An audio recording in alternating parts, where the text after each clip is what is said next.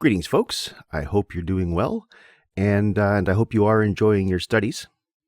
For today, I'd like to talk to you a little bit about Cockney or estuary English. My original intention had been for this lecture to do both Cockney and Lowland Scots in one lecture, but I think by way of trying to get you some material a little faster than I have been able to do lately, I'm going to break this lecture into two parts. So part one is Cockney and estuary English. I'll get that recorded and edited and posted. And then I'll follow up with the Scottish bit, which will probably come sometime tomorrow. I hope that works for you. Before we get into the accent itself, we should probably say something about its setting. The Cockney accent originates in London's East End. The traditional location of the Cockney area is any place within hearing of the Bow bells, that is, the bells at the Church of St. Marie-le-Bow. This, of course, being before all of the noise pollution that accompanied the invention of the automobile. This is a working-class area, historically a very poor area, and in many neighborhoods when the accent was developing, an outright slum. It was also a place where many people coming into London from outside, for example, the North or Ireland, gravitated because, of course, it was the only place they could afford to live. So the Cockney accent is very much a koine of other accents from around the British Isles. It is, as I said, a working-class dialect, and as such functions as something called a sociolect. A sociolect is a dialect that identifies a particular social class. In that sense, received pronunciation, which we were talking about last lecture, also functions largely as a sociolect, at least aspirationally. As for the trajectory of Cockney, it has recently spread out of its original area into some of the adjacent communities along the Thames estuary. So another label that sometimes gets applied to it is estuary English. This is an accent that incorporates many elements of the original Cockney accent. As for the accent itself, its most distinguishing element is a shift in the vowels. And like the great vowel shift, of which it seems to be a continuation, this one too is a chain shift. So if we start, as we started with the great vowel shift, with the high front vowel, we have the E sound, as in machine, being pronounced oi. So machine becomes machine. Something similar happens with the lax vowel, the I sound, which of course is very close to the E sound.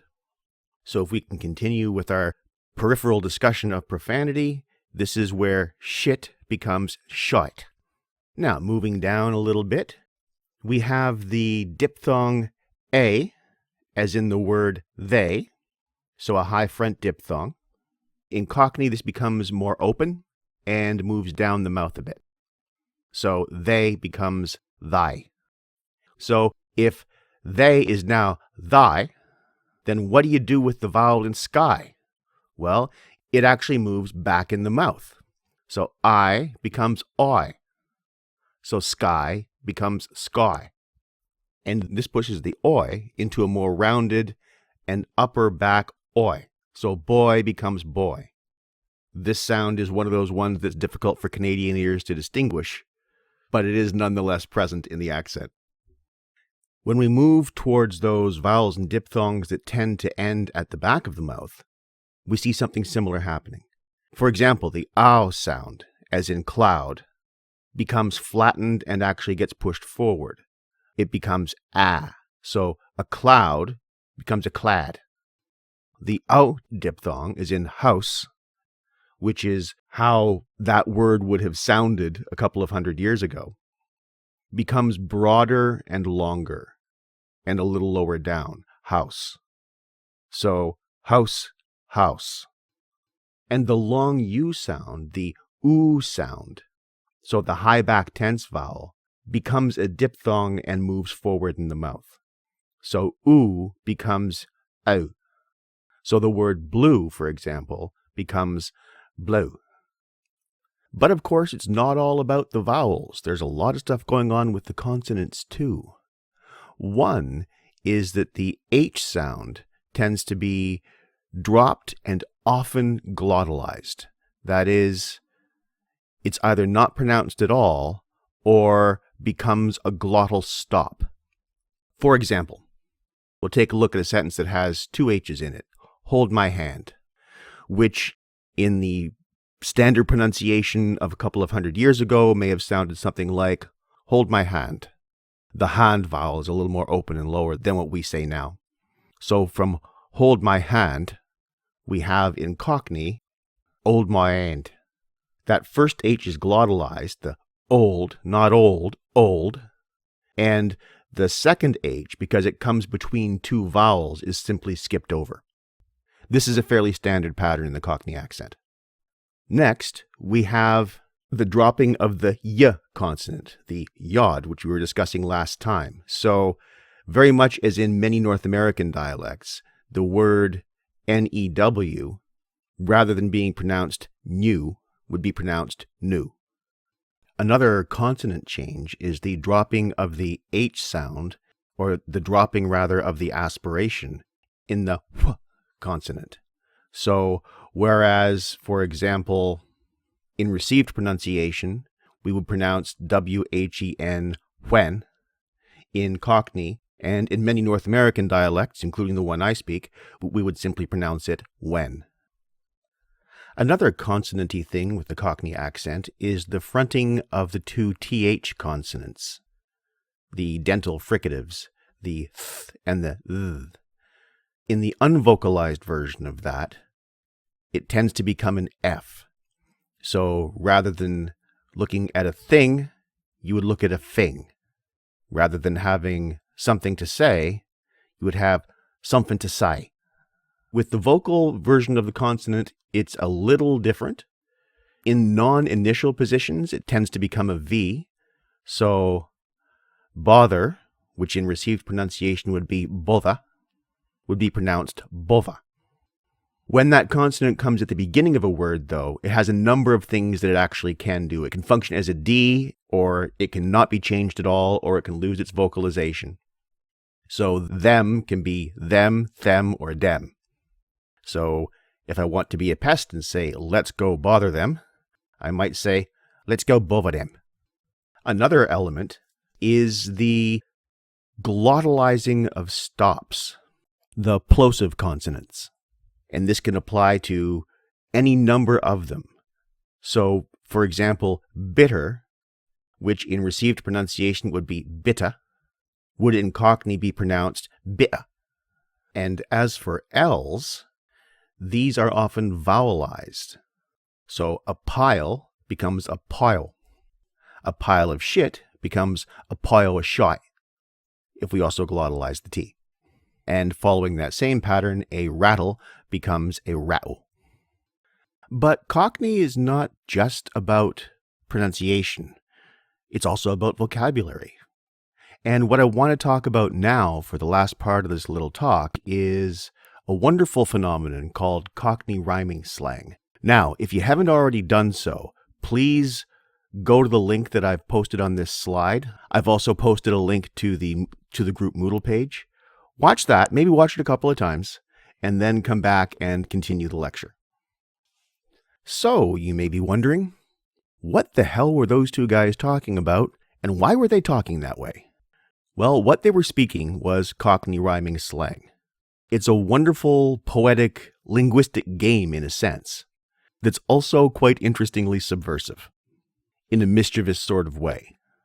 As for what it is exactly, Cockney rhyming slang consists of replacing one word with a noun or phrase whose last element rhymes with the word that it's intended to replace. So, for example, lies becomes pork pies. Look becomes butcher's hook. So far, so good. And as for the why of it, I'll explain that in a minute. First, there's a catch. And the catch is this. Very often, the second word, which is the word that rhymes with the thing that the phrase replaces, is omitted completely. So rather than having a look, or rather than having a butcher's hook, you would have a butcher's, which sounds nothing at all like have a look. Or If somebody's telling you a lie, you would simply call it, rather than a pork pie, a porky. So that's a fucking porky. That's a fucking porky. So you can see that anyone who doesn't understand the code is going to have no friggin' clue what the hell you're talking about. And that's actually the point. The history of Cockney rhyming slang goes back to the 19th century and seems to have begun with dock workers and criminals in the East End of London, and fairly quickly spread to traders and shop or stall keepers in the same area. By the mid-19th century, it had become one of the defining features of local dialect, which of course made the denizens of the Cockney area notoriously difficult to understand for anybody who wasn't from there. That is, it's a consciously exclusionary dialect, or a consciously exclusionary linguistic practice, rather. And you might want to ask yourself, why would people speak that way? Are they just being playful? Are they just playing word games, having some fun? Or is there something a little more serious to it? Well, as it's developed now, because of course the practice is still current, it does tend to be fairly playful. But originally, it actually had a very serious intent. It was intended to enable criminal activity. That is, as it grew up in the underworld of the East End, what the code, because that's what it is, initially did was allow people who understood it to talk about criminal activity in ways that the police or their informants couldn't actually understand. What this means as well, of course, is that it was a rapidly changing practice. So as the police and as their informants caught on to a particular turn of phrase, a new phrase would simply emerge to counter that information. So this is intentionally subversive, both politically and linguistically, and fairly quickly became a marker of social identity within the East End of London. So not just among criminals, for example, but simply as a matter of indicating belonging. If you know the slang, you belong. If you don't know the slang, you're an outsider. But as I said, for a long time, this was the dialect of the East End underworld. But it is, as I said, also very playful. Sometimes the slang terms had no special meaning, but sometimes they were jabs at various groups, often groups in authority, because of course if you're living in poverty under a system that at the time has no social safety net whatsoever and is perfectly willing to let you starve, what fucking reason would you have to respect authority? So here are a few that I actually find kind of amusing. Westminster Abbey means shabby. Westminster Abbey, of course, being the most important church in London, and where many government officials, for example, or higher-ups in society, would attend church. A holy friar is, of course, a liar.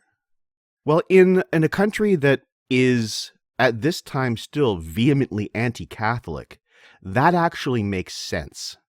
As we've been talking about since the later Middle Ages, church officials of various ranks were often the subject of ridicule because of their flagrant corruption. This didn't get any better after the Protestant Reformation. It simply gave Protestants and Catholics more ammunition to say nasty things about each other. And as for a septic tank, referring to a Yank or an American, that doesn't sound very nice, does it? Then again, considering how that country has conducted itself over the last few years, I also can't outright condemn the term. And now, to wrap things up, what I usually do in a live class is show this slide and see if people can actually figure out what the hell it's trying to say. So, you may want to actually pause it at this point and see what you can make of it. I wish you luck. As for how this might sound, I'll have a go at it, because this is something I made up, so I can't find somebody else who's speaking it. So I was going up the apples and pears, where the trouble and strife gave me a rabbit and pork about her needing a speckled hen to buy some acker bilk. I said, we don't have any bread and honey, that we're all polo mint, because I spent our last apple core on some Steve McQueen's. And for those of you who actually tried to solve that little puzzle yourself, here's the answer key. I would be curious to know how close you got, how many of these you were able to figure out. Oh, and I realized actually I skipped over a little bit of Cockney rhyming slang that is actually common in North American English. I'm sure you've all made the sound before, and our term for that, of course, is a raspberry. That is Cockney rhyming slang. It comes from raspberry tart, which of course is a substitution for fart. You're welcome. Now, some of you may have noticed over just the course of your lives listening to people speak that Australian, especially the broad Australian dialect, sounds very much like Cockney. And there's a reason for this. Many of the convict settlers and many of the simply poor English people who emigrated to Australia were Londoners or spent a lot of time in London. So they imported with them, of course, their patterns of speech, and Cockney English, therefore, actually exerts a considerable influence over Southern Hemisphere English generally.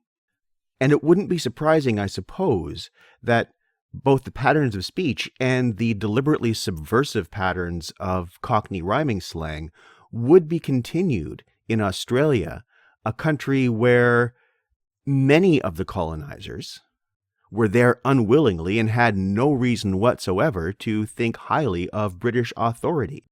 So that is, Australian settler culture, generally speaking, tended to be quite anti-authoritarian and attach no status whatsoever to, quote, proper, unquote, English.